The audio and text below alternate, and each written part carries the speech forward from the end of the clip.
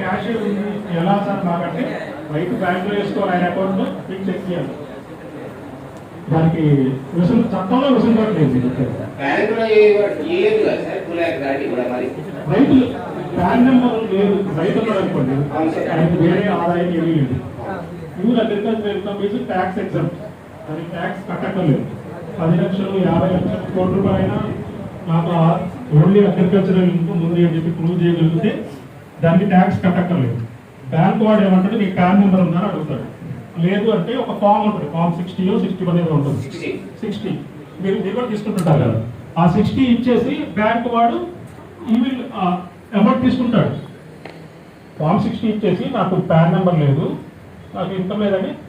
అది ఏమైతుందంటే ఇప్పుడు మీరు అందరూ ఫామ్ 60 తీసుకుంటారు కదా, ఆ ఫామ్ 60 అన్ని మాకు అప్లోడ్ చేయాలి. తెలుసా? చేస్తున్నారా? చేస్తున్నారో తెలియదు కానీ జనరల్ పబ్లిక్ సెక్టర్ బ్యాంక్స్ అనుకోండి, ఎవరైతే ఫామ్ 60 ఇస్తారో అవన్నీ మనకి అప్లోడ్ డిపార్ట్మెంట్కి ఇస్తారనమాట. మేము ర్యాండమ్గా దాన్ని వెరిఫై చేస్తాం.